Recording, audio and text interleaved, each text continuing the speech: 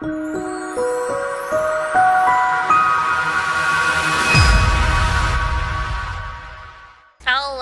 has a passion for talent, being addicted.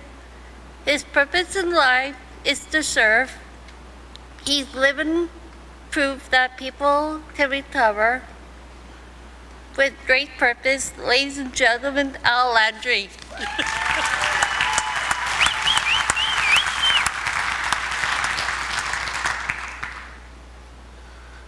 Thank you, Krista.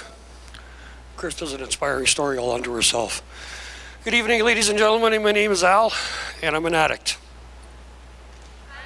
Perfect. That's how I used to introduce myself. I had to identify as an addict. And one day I decided that I really didn't like that label. I was learning that I was much more than just an addict. So good evening, ladies and gentlemen. Thank you. My name is Al, and I continue to recover my life. And I say recover because as my recovery continues, so does my journey. This wondrous and awesome journey I call life. Quickly, we grew up in Toronto, poor. Mom and dad split when I was 8, and dad raised 3 boys, of which I am the eldest. At 12, I was pumping gas after school, and loving every minute of it. 14 years old, I walked home one day, found my dad in the kitchen, making dinner, and crying. It's the first time I'd ever seen my father cry. It hit me pretty hard, but when I figured what I needed to do was step up. So at 14 years old, I quit school early and legally, and I went to work full-time at the gas station. I never stopped. 35 years, I stayed in the working world.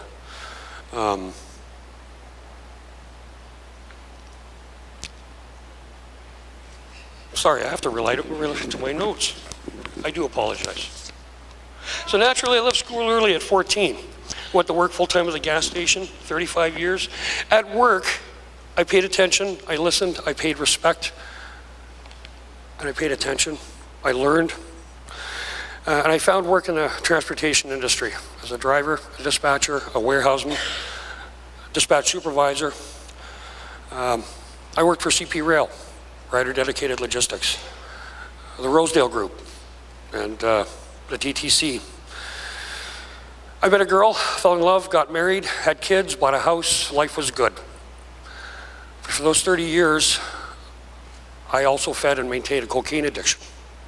And I spent the last 5 of those years on the pipe, and life was never the same. Thankfully, I can say today.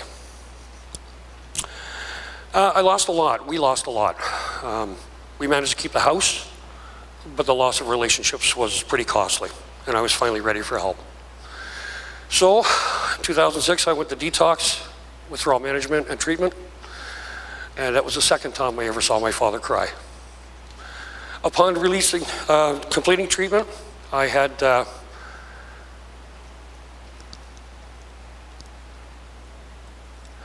make a decision. I was waiting for word from my wife whether or not I was going to come home. And this time, she had decided that she'd had enough and that Daddy wasn't coming home. So I threw a little pity party, and family shortly thereafter enticed me to North Bay. I lugged furniture and flooring and building supplies for a lot of years until I had an opportunity to go back to school, and I did. I carped that DM, and I loved it. I was really pleasantly surprised to find out how much I really enjoyed school, and I excelled at it. And it is with great humility that I share with you tonight that not only did I graduate, but I graduated with honors. Thank you. I was awarded the President's Award, and I was asked to speak on behalf of and by my peers at our graduation. I was truly honored and humbled. 6 months later, I found myself full-time work, and I was suddenly an addictions counselor. Now,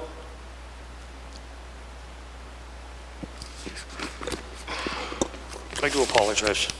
I often explain to people that I'm nobody special, and I don't have any superpowers, and I have no immeasurable knowledge or understanding, but other than that of my own.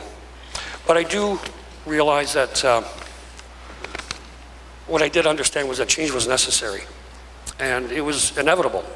And I could either go kicking and screaming, or I could stop resisting the universe and what the Creator had in store for me. So, by working with the broken, I'm working with and on myself. The broken give me purpose, and their hopes fuel my passion. And I remember being broken, and I remember feeling hopeless. But I also remember what it was like to feel worthy, and to feel important, and to feel significant, and to feel wanted again. And this is what I instill in my clients. It's my purpose to help them see that they are worth their own recovery efforts. It's my purpose to help them see that they have value, and to help them recognize that we all have purpose while we visit here, Mother Earth.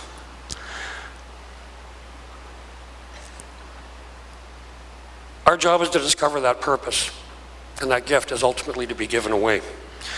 I can't tell you how to find your purpose, but I can tell you this: find a passion, a real passion, something that gives you goosebumps, and follow that passion. And ultimately, if you can get out of and stay out of your way, it'll take you to your purpose.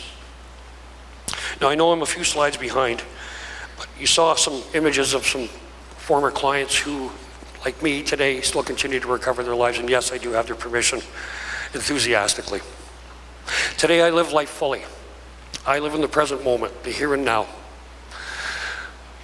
I practice love in all that I think and do. I practice acceptance as in, yes, this happened. Now what? I've learned to let go. I've learned to forgive, to truly forgive.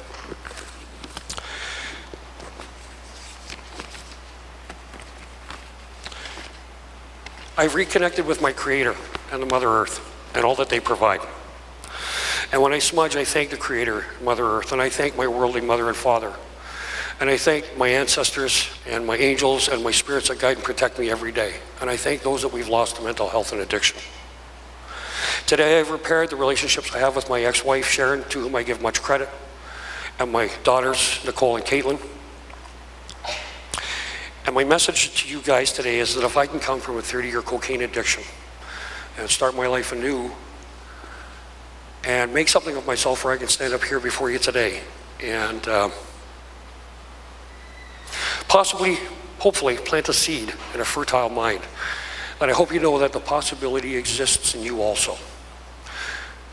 Never underestimate the power of planting a seed. I wish to plant one tonight. I am grateful, I am thankful, and I am blessed. And I will leave you with this, and thank you for your patience.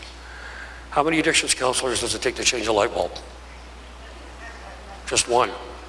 But that light bulb has to want to change. Miigwech.